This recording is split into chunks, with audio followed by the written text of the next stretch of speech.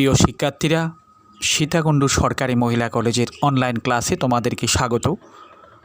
আজকে আমরা ফার্স্ট ইয়ারের 13তম ক্লাস সরলরেখা চ্যাপ্টার থেকে অক্ষরপত্র প্রকাশনী বইয়ের 3E প্রশ্নমালার আমরা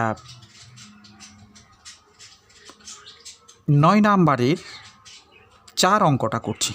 9-এর 4 গতদিন বোধহয় 8 পর্যন্ত করিয়েছিলাম। 9-এর 4 নাম্বার অঙ্কটা, এটা যদি বুঝো তাহলে কিন্তু তুমি অনেকগুলো অঙ্ক পারবে। সবার আগে আমরা প্রশ্নটা একটু কমপ্লিট করি। প্রশ্নটা হচ্ছে যে দেখো, x plus by equal to c, এই সরলরেখা এবং x cos alpha plus y sine alpha equal to p, এখানে দুটো সরলরেখার সমীকরণ। বলো যে এই দুটো সমীকরণ একই সরলরেখা নির্দেশ করলে পি এর মান এবিসিতে বের করো। পি এর মান বের করতে হবে যেখানে এবিসির মাধ্যমে থাকবে। এই ছিল আমাদের প্রশ্ন। তাহলে প্রশ্নটা আবারও আমরা একটু রিভাইজ করি। এখানে দুটো সমীকরণ, বলো যে সমীকরণ দুটো হলেও তারা একই সরলরেখা প্রকাশ করে।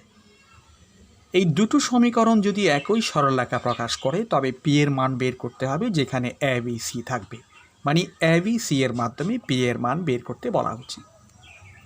আমরা প্রথমেই কাজ করতে পারি, এইটাকে 1 নাম্বার দাও, এটাকে 2 নাম্বার দাও, দেয়া আছে, এইগুলো আমাদেরকে দেয়া আছে। 1 নাম্বার এবং 2 নাম্বার রিলেশনগুলো আমাদের দেওয়া আছে। এখন দেখো, যদি 1 নাম্বার এবং 2 নং সমীকরণ যদি একই সরলরেখা প্রকাশ করে তখন কি হবে? তখন x এর সহগ a, এখানে x এর সহগ cos আলফার সমানুপাতিক হবে। y এর সহগ b, y এর সহগ sin আলফার সমানুপাতিক হবে। c p এর সমানুপাতিক হবে। লিখো, যদি 1 ও 2 নং সমীকরণ একই সরলরেখা প্রকাশ করে, একই সরলরেখা প্রকাশ করে,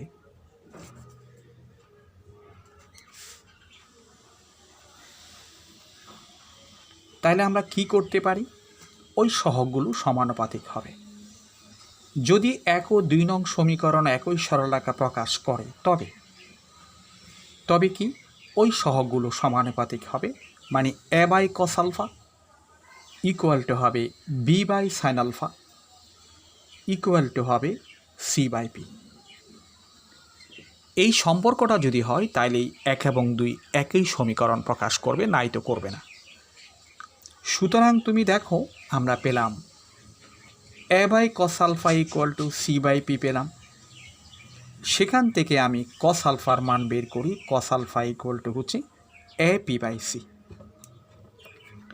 আবার দেখো, b by sine alpha equal to হচ্ছে c বাই পি, और এখান থেকে আমি সাইন আলফা ইকুয়াল টু নিতে পারি b পি বাই সি। তাহলে cos আলফার মান পেলাম a P by C, sine আলফার মান পেলাম b পি বাই সি। সুতরাং cos স্কোয়ার আলফা প্লাস সাইন স্কোয়ার আলফা ইকুয়াল টু কী হয় আমরা দেখি। cos স্কোয়ার আলফা ইকুয়াল টু হবে a square P square by C square, আর সাইন স্কোয়ার আলফা ইকুয়াল টু হবে B square P square by C square. তার মানে 1 ইকুয়াল টু সি স্কোয়ার লসাগু হলে পি স্কোয়ার কমন নাও, a square plus b square, और পি স্কোয়ার ইকুয়াল টু হচ্ছে c square by a square plus b square. সুতরাং p এর মান আমরা পেলাম। পি এর মান কত? Plus minus c by root আর of a square plus b square, যাহা নির্ণয় মান। তাহলে আশা করি অঙ্কটা বুঝতে আমাদের খুব একটা অসুবিধা হয়নি, যাহা নির্ণয় মান। তো প্রশ্নটা আমাদের কি ছিল? প্রশ্ন ছিল যে 1 নাম্বার এবং 2 নং সমীকরণ যদি একই সরলরেখা প্রকাশ করে তবে পি এর মান এ বি এর মাধ্যমে বের করার কথা, এ বি সি এর মাধ্যমে বের করার কথা বলা হচ্ছে। তাই আমরা লিখলাম, এটাকে সমীকরণ নাম্বার দিলাম 1 নাম্বার, এটা 2 নাম্বার। 1 ও 2 নং যদি একই সরলরেখা প্রকাশ করে থাকে তাহলে সহগগুলো সমানুপাতিক, তাইলে আমরা পরের অঙ্কতে চলে যাচ্ছি। এটা তোমরা আশা করি বুঝতে পেরেছো, খুব একটা অসুবিধা হওয়ার কথা নয়। পরের অঙ্কটা দেখো, পরের অঙ্কটা হচ্ছে আমরা 10-এর 1 নাম্বার অঙ্কটা করব। 10-এর 1 নাম্বার অঙ্কটা, 10-এর 1 নাম্বার অঙ্কটা আমরা করছি, তোমরা দেখো। 10-এর 1 নাম্বারটা প্রশ্নে বলা হচ্ছে যে x = 4। দেখো তুমি x = 4, সরি x - 4 = 0 লিখছে, আমরা x = 4 লিখলাম, কোনো অসুবিধা নেই। y - 5 = 0, x + 3 = 0, আরেকটা লিখছে যে y + 2 = 0। এই 4টা সরলরেখার সমীকরণ দেওয়া আছে। সমীকরণগুলো একটা চতুর্ভুজের 4টা বাহু নির্দেশ করে। চতুর্ভুজের কর্ণ দুটির সমীকরণ বের করার কথা বলা হচ্ছে। এখানে 4টা সমীকরণ, তাহলে আমরা নাম দিলাম, এখানে লিখো প্রদত্ত সমীকরণ। এই কথাটা লিখতে পেল, প্রদত্ত সমীকরণ। এটিকে 1 নাম্বার দাও। এটিকে তুমি লিখো y = 5। 2 নাম্বার দাও, x = -3, এটাকে 3 নাম্বার দাও। আর y = -2, এটিকে আমরা 4 নাম্বার দিলাম। 4টা সমীকরণ পেলাম। এখন ওদের আমি ছবি অঙ্কন করব। ছবি অঙ্কনের জন্য প্রথমে আমরা x অক্ষরেখা y অক্ষরেখা অঙ্কন করলাম। এটা x অক্ষরেখা, এটা y অক্ষরেখা, এগুলোর আমরা ছবি অঙ্কন করব। দেখো x = 4, x = 4 মানে y অক্ষের সমান্তরাল, মনে করো 1 2 3 4, এইটা x = 4 হচ্ছে এটা। তারপরে দেখো y = 5, y = 5 মানে এটা x অক্ষের সমান্তরাল 1 2 3 4 5, y = 5। আমরা একটা প্রাথমিক ছবি আঁকছি। x = -3, y অক্ষের সমান্তরাল, এদিকে আসবে 1 2 3, এটা এই ধরনের আসবে x = -3। তারপরে y = -2 -1 -2, এখানে আসবে y = হচ্ছে -2। তাহলে দেখো এখানে যে সরলরেখা 4টা যে চতুর্ভুজ গঠন করা হলো, সেটি হচ্ছে এই চতুর্ভুজটাই গঠন করলো তারা। নাম দিলাম a b c d, নাম দিলাম এই চতুর্ভুজটার। এখন আমরা চতুর্ভুজটা অঙ্কন করে ফেললাম। আমাদের বলা যে কর্ণ দুটির সমীকরণ, কর্ণ দুটির মানে একটা AC কর্ণের সমীকরণ বের করো আর একটা BD কর্ণের সমীকরণ বের করো। সমীকরণ বের করতে বলা হচ্ছে। তো প্রদত্ত সমীকরণগুলো লিখলো। মনে করি সমীকরণগুলো দ্বারা গঠিত চতুর্ভুজটি ABCD। সমীকরণগুলো দ্বারা গঠিত চতুর্ভুজটি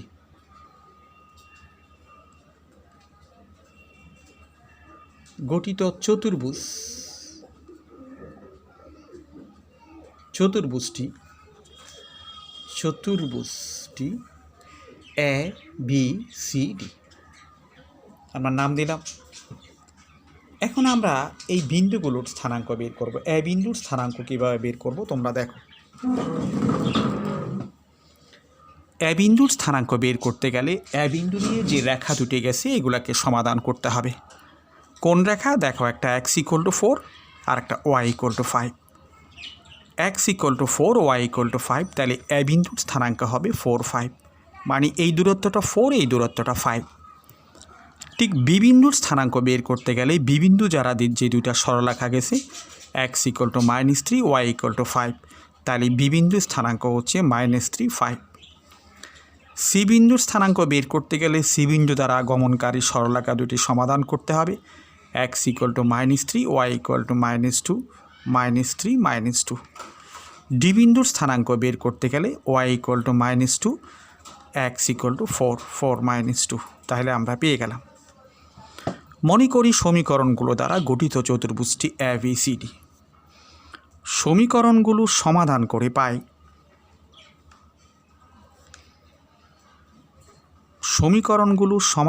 পাই কি পাচ্ছি, সমীকরণগুলো সমাধান করে পেলাম যে এ বিন্দুর স্থানাঙ্ক 4, 5, বি বিন্দুর স্থানাঙ্ক -3, 5, সি বিন্দুর স্থানাঙ্ক পেলাম -3, -2 এবং ডি বিন্দুর স্থানাঙ্কগুলো হচ্ছে 4, -2।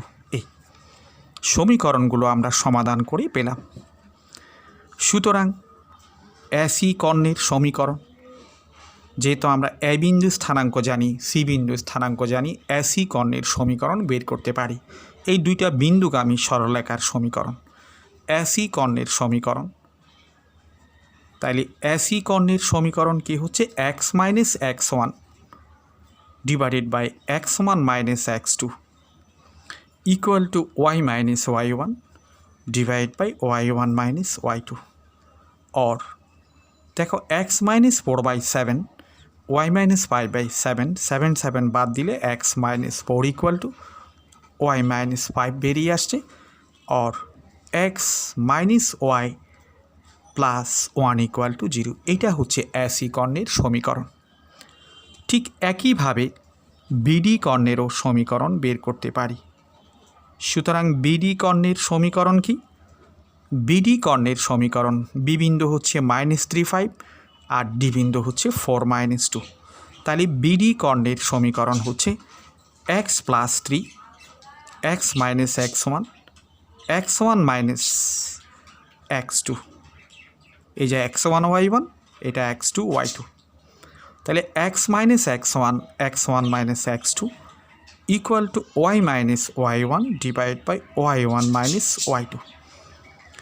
তাহলে দেখো আমরা এখানে x + 3/-7 y - 5/2, তো এটা কি লিখলাম, হ্যাঁ 7 7 7 চলে যাচ্ছে, এখানে মাইনাসটা আমরা লিখতে পারি -x - 3 ইকুয়াল টু y - 5।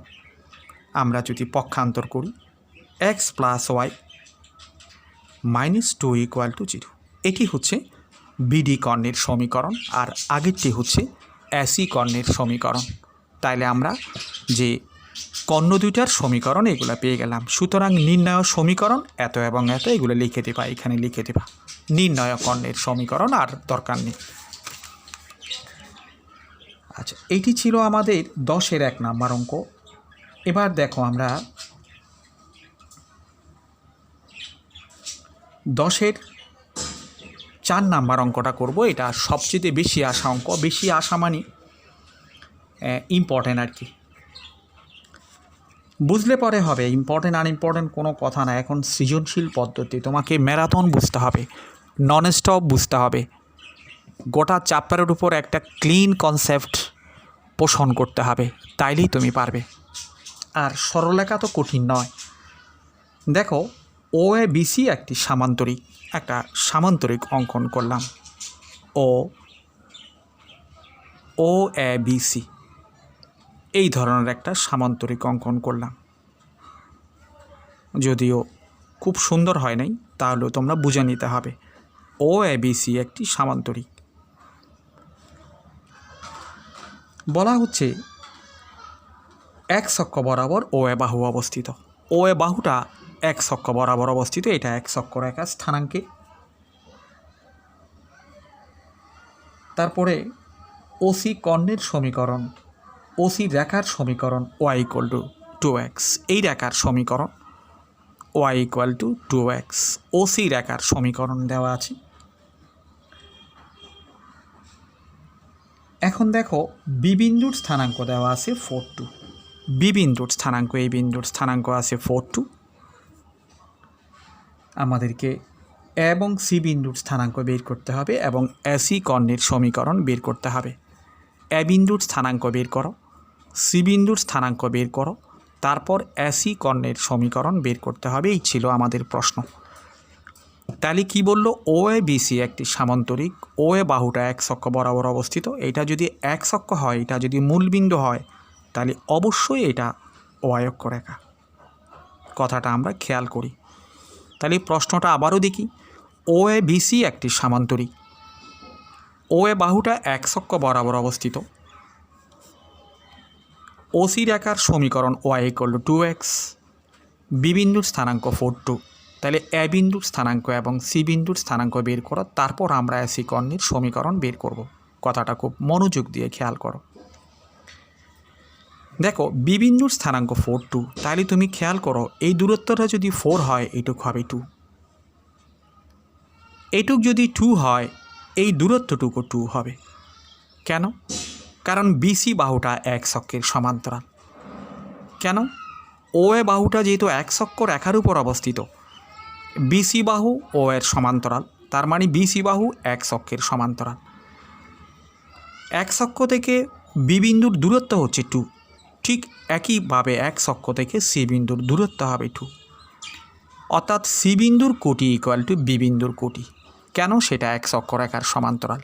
এই বিসি রেখার উপর যে কোনো বিন্দুর কোটি 2, এই বিন্দু হোক, এই বিন্দু হোক, এই বিন্দু হোক, অথবা লম্বা করে দিলে যে কোনো বিন্দু হোক, তার কোটি সবসময় 2, কোটি মানে ওয়াই এর মান, আর ওয়াই মানই হচ্ছে এক্স অক্ষ থেকে ওই রেখাটির দূরত্ব। তাহলে দেখো ওসি রেখার সমীকরণ ওয়াই ইকুয়াল টু 2x, এইটা একটা সমীকরণ কার? ওসি রেখার।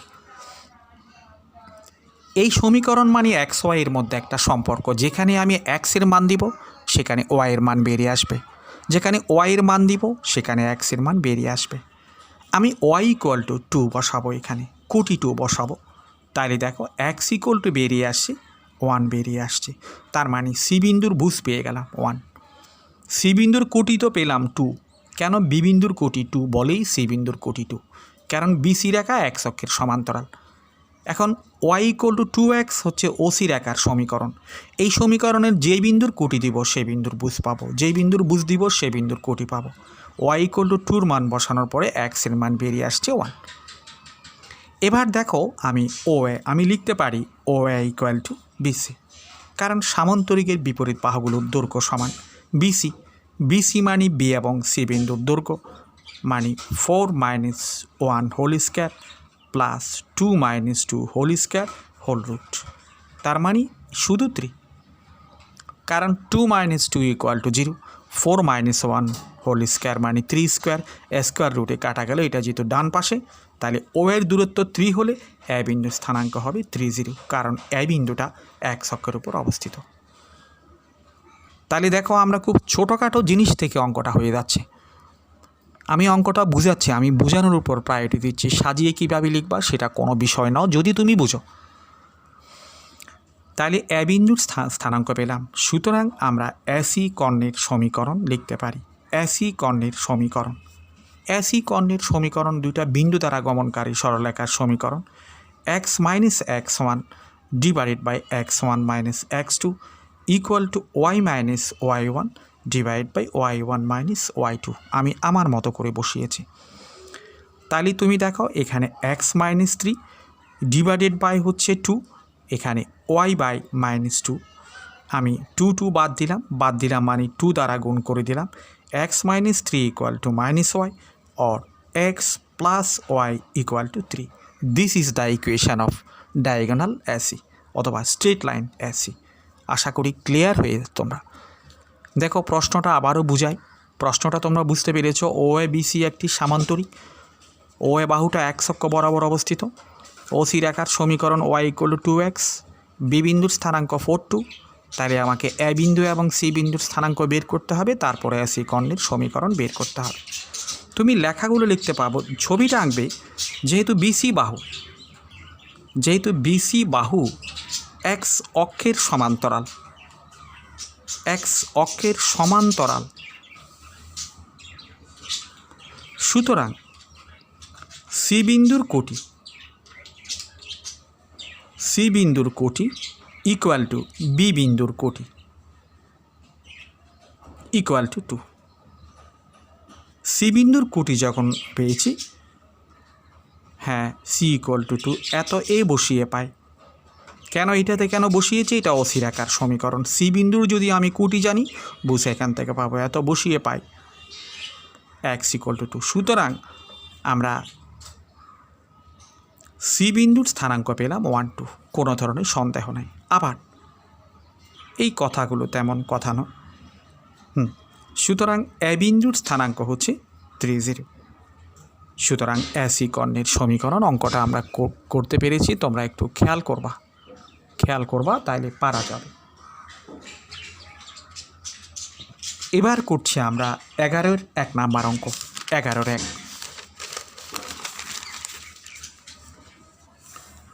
11-এর 1 নাম্বার অঙ্ক তোমরা দেখো। 11-এর 1 নাম্বার অঙ্ক বলে কি, দেখাও যে y = mx, এইটা একটা রেখার সমীকরণ। y = m1x এবং y = b রেখা তিনটি যে ত্রিভুজ গঠন করে তার ক্ষেত্রফল প্রমাণ করতে হবে এত, b²/2 × 1/m - 1/m²। এই রেখা তিনটি যে ত্রিভুজ গঠন করে তার ক্ষেত্রফল এত দেখাতে বলেছে। তাহলে তুমি দেখো, আমি একটা কথা তোমাকে বলে রাখি, জ্যামিতি চ্যাপ্টারের, সরলরেখা চ্যাপ্টারের যদি তুমি প্রশ্ন পড়ে যদি ছবি অঙ্কন করতে পারো তাহলে তুমি নিশ্চিত অঙ্কটা পারবে। প্রশ্ন পড়বে, প্রশ্ন যদি বুঝে থাকো, তার ছবি অঙ্কন করতে পারো, তাহলে তুমি ডেফিনিট অঙ্কটা পারবে। এখানে আমরা লিখব প্রদত্ত সমীকরণ। প্রদত্ত সমীকরণ সংক্ষেপে আমি সমী লিখেছি, এটা 1, এইটা 2, এটি 3। এটা ছবি অঙ্কন করার জন্য আমরা এইভাবে অক্ষরেখাতে অঙ্কন করলাম। প্রথম রেখার ছবি আঁকবো, মোটামুটি ছবি। এখানে একদম 100% অ্যাকুরেট হতে হবে, নট দ্যাট। মোটামুটি জিনিসটা বোঝা গেলে পরে হবে।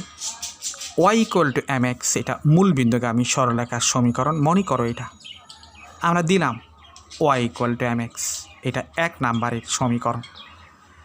y = m1x, এটাও মূল বিন্দুগামী সরলরেখার সমীকরণ। y = m1x, এইটাকে দিলাম আমরা 2 নাম্বার। আমরা জানি মূল বিন্দুগামী সরলরেখার সমীকরণ y = mx। তারপরে দেখো y = b। y = b কেমন? এক অক্ষরেখার সমান্তরাল সরলরেখার সমীকরণ। মনে করে এটা y = b, এটা 3 নাম্বার। এই সরলরেখা তিনটা যেই ত্রিভুজ গঠন করে তার ক্ষেত্রফল এত প্রমাণ করতে হবে, এই ছিল আমাদের প্রশ্ন। আমরা মনে করলাম যে ত্রিভুজটা গঠন করলেও তার নাম দিলাম OAB। ও তো মূলবিন্দু আমরা জানি, 0 0 সরাসরি লিখে দিলে হবে। এখন আমরা এ বিন্দুর স্থানাঙ্ক বের করব। এ বিন্দুর স্থানাঙ্ক বের করতে গেলে তুমি দেখো, এ বিন্দুতে যে রেখা দুটি সেট করেছি এগুলোর সমাধান করতে হবে, তার মানে 1 এবং 3। সমাধান যদি করো, বি এর মান y দেওয়া আছে, নিশ্চিতভাবে সরাসরি বসিয়ে দিতে পারি। বি এর মান যদি y এর মান যদি b যদি এখানে বসাই, b = mx, তাহলে x হচ্ছে b/m। এগুলো এত সহজ যে সমাধান এখানেই করে ফেলা যাচ্ছে। এবার আমি বি বিন্দুর স্থানাঙ্ক বের করব। বি বিন্দুর স্থানাঙ্ক বের করতে গেলে বি বিন্দু দিয়ে যে রেখা দুটি গেছে এদেরকে সমাধান করতে হবে। যে y = b, y = b যদি আমি এখানে বসাই, b = m1x, তাহলে x হচ্ছে b/m1। তাহলে আমরা a পেলাম, b পেলাম, ও পেলাম। সুতরাং আমরা ত্রিভুজ ও এ বি এর ক্ষেত্রফল। তোমরা এখানে কিছু লেখা লিখতে পারো, সমীকরণ 1 2 2 3 3 1 সমাধান করে পাই এ বিন্দুর স্থানাঙ্ক এত, বি বিন্দুর স্থানাঙ্ক এত এবং ও বিন্দুর স্থানাঙ্ক এত। সুতরাং ত্রিভুজের ক্ষেত্রফল ½ ইন্টু সূত্র কি, x = y1। আচ্ছা, ও এ বি, তখন এটাকে x = y1, x2 y2, x3 y3 ধরো। x1 into y2 - y3, b - b, plus x2 into x2 মানে b/m, x2 into y3 - y1, b - 0, plus x3 into x3 কোনটা, x3 হচ্ছে b/m1, x3 into y1 - y2, 0 - b, এই। তাহলে দেখো এখানে 0 into গেলে পুরোটা 0 হয়ে যাবে, এখানে গুণ করে দাও b²/m, এটা তো 0, আর ওইটা হচ্ছে -b²/m1। তাহলে এই জিনিসটাকে দেখো আমরা এভাবে লিখতে পারি। আমরা লিখতে পারি b²/2 ইন্টু 1/m - 1/m1। এইটাই ত্রিভুজের ক্ষেত্রফল প্রমাণ করতে বলেছে, আমরা প্রমাণ করলাম। এটা m² কেন লিখলাম, এটা m1। এইভাবে আমরা অঙ্কগুলো করতে পারি। অঙ্কের প্রশ্ন বুঝলে অঙ্ক করার কোনো বিষয় নাই। 11-র 1 নাম্বার পারলে 11-র 2 নাম্বারও পারবে, 11-র 3 নাম্বার পারে, 4 নাম্বার পারবে, এগুলো কোনো প্রবলেম নাই। অঙ্কগুলো তোমরা করতে পারবে। আমি চাচ্ছি যে আরেকটা অঙ্ক করিয়ে মোটামুটিভাবে এই চ্যাপ্টারের একটা মানে 3E চ্যাপ্টারটা সমাপ্ত করার জন্য। 12 নাম্বারটা আমরা একটু পড়ে দেখি। 1 - 2 বিন্দুগামী একটি সরলরেখার ঢালে তো এই সরলরেখার উপর এত বিন্দু থেকে 13 একক দূরে অবস্থিত দুটি বিন্দুর স্থানাঙ্ক নির্ণয় করো। দেখো একটু খেয়াল করো, আমরা 12 প্রশ্নটা বুঝলে হবে। একটা 1 - 2 বিন্দুগামী এবং ঢাল 5/2, একটা সরলরেখা 1 - 2 বিন্দু দিয়ে যায় আর ঢাল m = হচ্ছে 5/12। তাহলে যদি 1 - 2 বিন্দু দিয়ে যায়, ঢাল যদি 5/12 হয়, তাহলে তার সমীকরণ লিখতে পারি। সুতরাং সমীকরণ আমি অঙ্ক বুঝিয়ে দিচ্ছি মোটামুটিভাবে। y - y1 = m × x - x1। আমরা সরলরেখা চ্যাপ্টারে সূত্র পড়ে আসছিলাম, সেই সূত্রগুলো। কোনো সরলরেখার ঢাল যদি m হয় এবং একটা নির্দিষ্ট বিন্দু x1 y1 দ্বারা যায়, তার সমীকরণ y - y1 = m × x - x1। 12 দ্বারা গুণ করে দাও, তাহলে 12y + 24 = 5x - 5। 5x - 5 ওই পারে নিয়ে যাও, তাহলে 5x - 12y = 29। এটাই হচ্ছে ওই এত বিন্দুগামী এবং এত ঢাল বিশিষ্ট সরলরেখার সমীকরণ। এখন কি বলেছে, এই সরলরেখার উপরে -1 2 বিন্দু থেকে 13 একক দূরে অবস্থিত দুটি বিন্দুর স্থানাঙ্ক নির্ণয় করো। মানে আমরা যেই বিন্দুটা বের করব সেটা এই 1 নং সরলরেখার উপরে অবস্থিত এবং সেটা আরেকটা নির্দিষ্ট বিন্দু থেকে 1 - 2 বিন্দু থেকে 13 একক দূরে অবস্থিত। যেই বিন্দুটা বের করব সেটা এখানে অবস্থান করে এবং সেটা এই বিন্দু থেকে 13 একক দূরত্বে অবস্থিত। তাহলে লিখো, মনে করি এটা থাক, এটা থাক, মনে করি নির্ণেয় বিন্দু আলফা বিটা, এটা নির্ণেয় বিন্দু। তাহলে আলফা বিটা যদি এই রেখার উপর অবস্থিত হয়, সুতরাং যদি ওহা লিখো, যদি বিন্দুটি 1 নং রেখার উপর অবস্থিত হয়,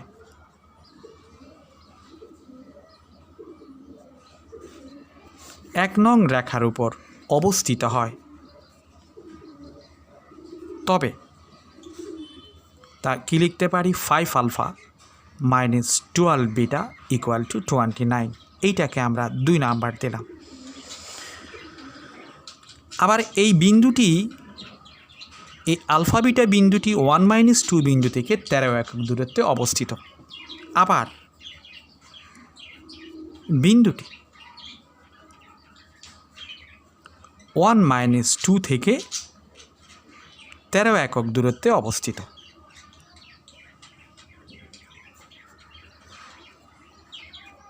সুতরাং আমরা কি লিখতে পারি, এই দূরত্ব বের করো আলফা বিটা থেকে, এটার দূরত্ব alpha -1 whole square plus beta +2 whole square whole root = 13। অথবা এটাকে বর্গ করে দাও, alpha square plus beta square, আমি একটু সংক্ষেপে করে দিচ্ছি, -2 আলফা প্লাস 4 বিটা, এটার জন্য 4, এটার জন্য 5 = 13। 13কে এটাকে বর্গ হয়ে যাবে 169, 13 স্কোয়ার মানে 169, और alpha square plus beta square -2 alpha plus 4 beta, এটাকে আমরা এদিকে নিয়ে আসতে পারি -164 = 0। এটাকে 3 নাম্বার দিলাম। এখন দেখো 2 এবং 3 সমাধান করে আলফা এবং বিটার মান বেরিয়ে আসবে। 2 এবং 3 সমাধান করে তোমরা চিন্তা করতেছো সমাধান কিভাবে করবে, কোনো অসুবিধা নেই। এখান থেকে আলফার মান বের করে এখানে বসিয়ে দাও, বিটার মান বেরিয়ে আসবে, বিটার দুটো মান বেরিয়ে আসবে, আলফার দুটো মান বেরিয়ে আসবে। তার মানে আমরা দুটা বিন্দু পাবো। আশা করি তোমরা অঙ্কটা করবে। আজকের ক্লাসটা আমরা এখানে শেষ করলাম। এই অঙ্কটা পারলে করো, না পারলেও অসুবিধা নেই। অঙ্কটা জাস্ট 2 এবং 3 সমাধান করে, 2 ও 3 সমাধান করে পায় 2 এবং 3 নং সমীকরণ সমাধান করে পাই। সমাধান করলে তুমি বিন্দুগুলো বের করতে পারবে। ঠিক আছে, আজকের ক্লাস এই পর্যন্ত। তোমাদেরকে ধন্যবাদ।